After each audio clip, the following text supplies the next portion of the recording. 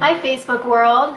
This is Julie Christian, and my husband suggested that I start doing a live video on Facebook. So I think this is like my second live video try to discuss our screen-free kids. So about 3 years ago, we took screens away from our kids for a variety of reasons, and we learned a lot.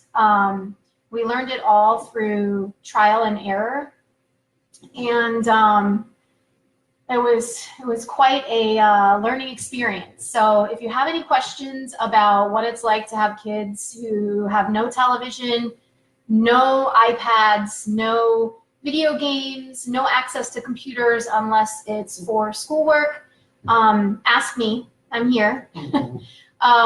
My kids are 10, 11, and 19. Obviously, the 19-year-old doesn't live here. She's in college, living in a dorm, so she has access to whatever she wants. So this is primarily the 10 and 11-year-old. So it's been going on since I think they were 7 and 8, around there. I remember one was going into he was in the 3rd grade. So the older boy was in the 3rd grade. So anyway, what we were seeing was we had tantrums in my 2nd grader, terrible tantrums. He banged holes in the wall. He pushed furniture around. He tried to break a window with a bat. We had taken him to a psychologist.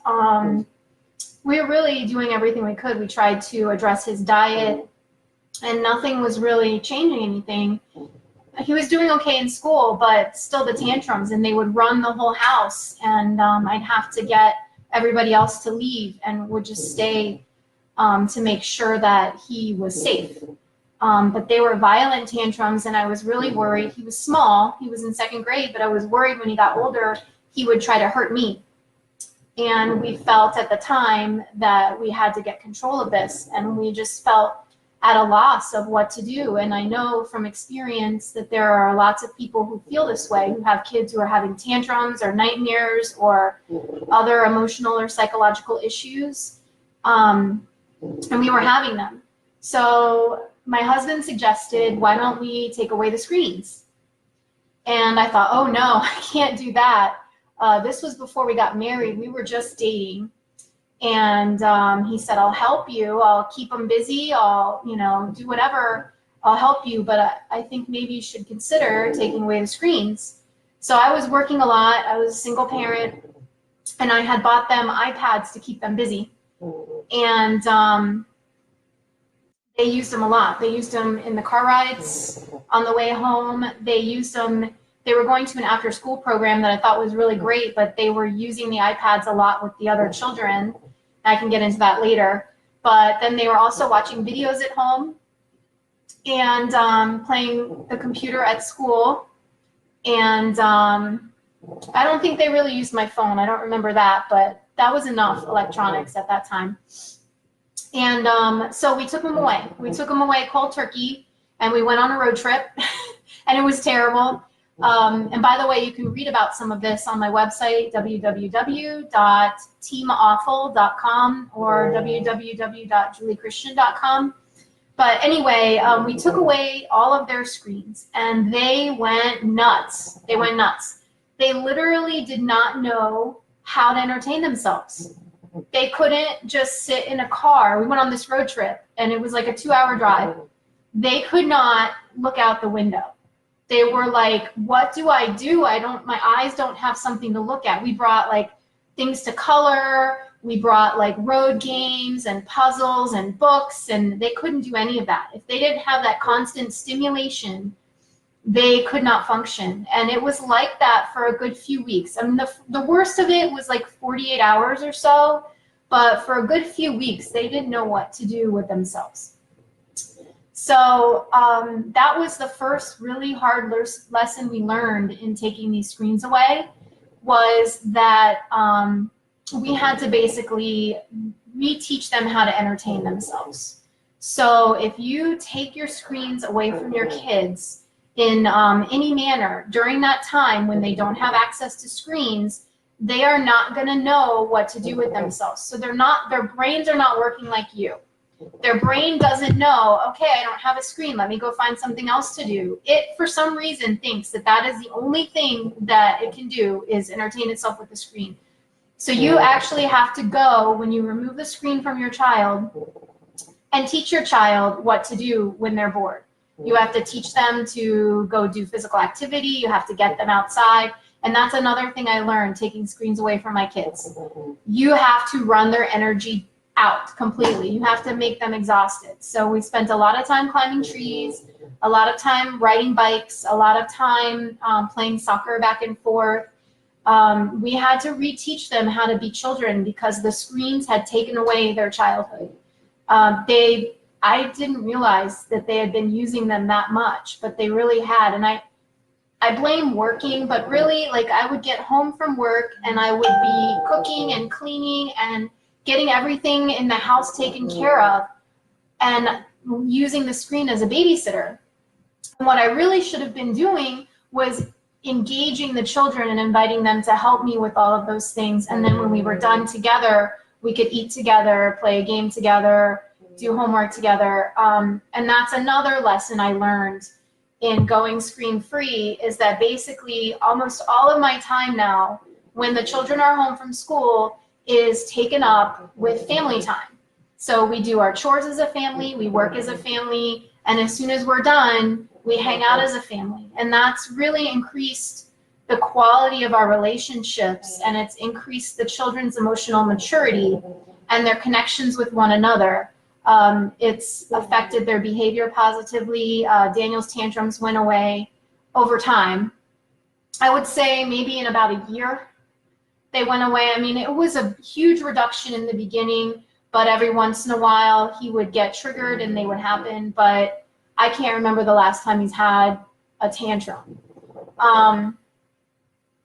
Anyway, I learned a lot of lessons going through this, and I wanted to start doing these live videos because I have a friend who just took screens away from her child, and she's like, oh my gosh, my child is now sulking and he doesn't want to do anything outside because he doesn't have screens, and he's manipulating me. What do I do? And I realized that if you don't have anybody who's gone through it before you, you won't know what to do when you encounter these problems. So if you are interested in taking screens away from your children, even if it's for, you want to limit their time to an hour, please ask me if you have any questions. I've been there, I've seen it, I've done it.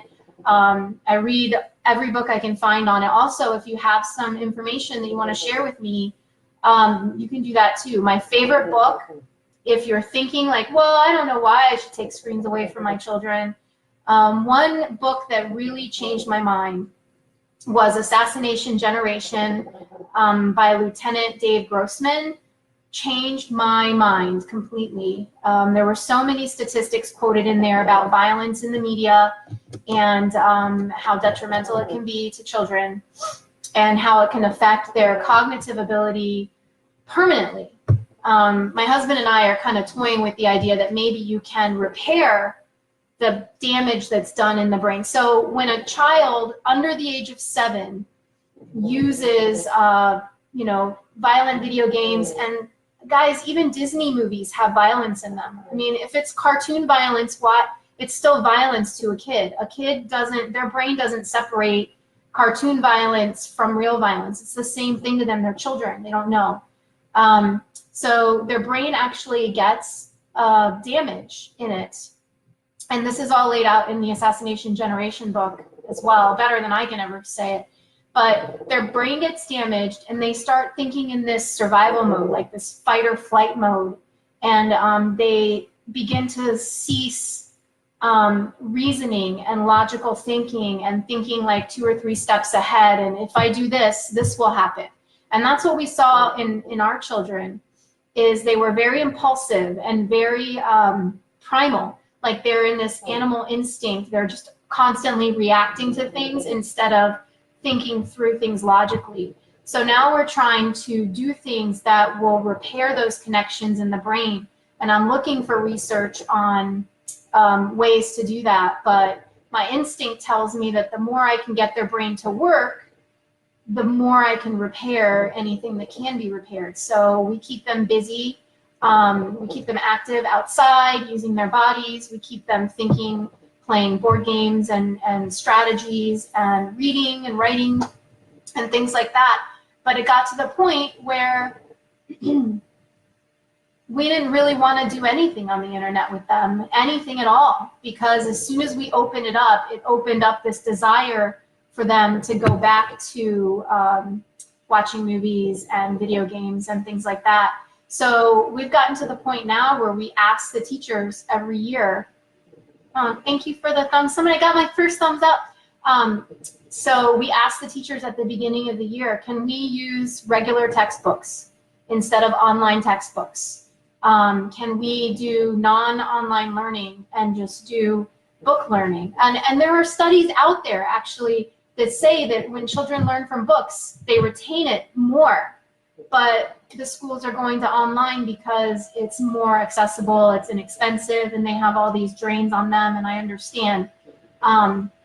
But we really have gone to the simpler the better, which is why I'm doing this live broadcast at 2:31, because at 3:20, when my kids come home, my screens get turned off.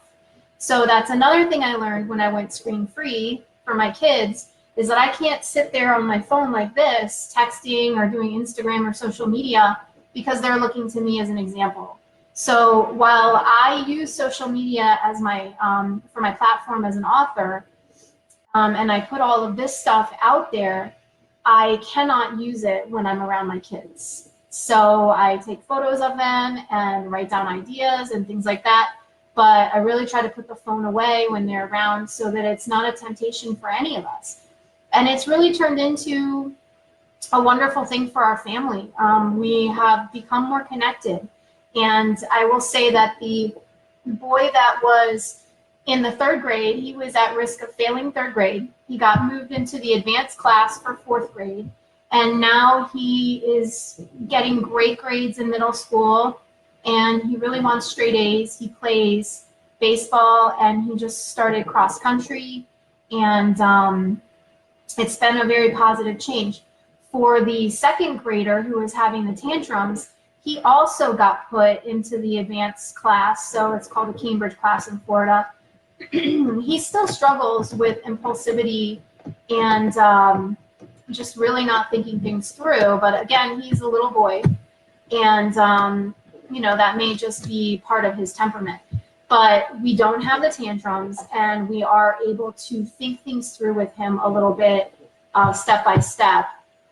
But the biggest relief is the lack of tantrums. He also had terrible nightmares. He was bedwetting. He was having lots of very frightening behaviors. And again, like months and months of counseling wasn't helping. As soon as we removed the screens, we saw immediate improvement. So if you're considering removing screens, please ask me questions, drop me a line, you can comment. But I'm going to be sharing more live videos at about 2:20 every day or a couple of times a week, I don't know. Just talking about the stories, because I have this one friend who really is looking for the experience. She just wants to know, like, what happened when you did this? What happened when you did this? So that's what I'm trying to do. And I will also be sharing it on, I have a group. It's Screen Free Kids on Facebook. It's a group. And if you're looking for more information on going screen free with your kids, check that out. And just look for more information from me. I'm going to be doing more on this. It's something that I feel very led to do. I have lots of friends and family who are affected by this screen addiction that starts in children very young and just robs them of so many opportunities, learning opportunities, social opportunities. You know, we think as parents we're giving our kids such a great tool for learning when we give them their first computer, and instead now we're taking opportunities and life away from them to the point where all they want to do is sit in a room and look at their phone. or their computer all day. And that's not what I want for my kids. I'm sure that's not what you want for your kids. And the only way to correct that is to start a revolution now.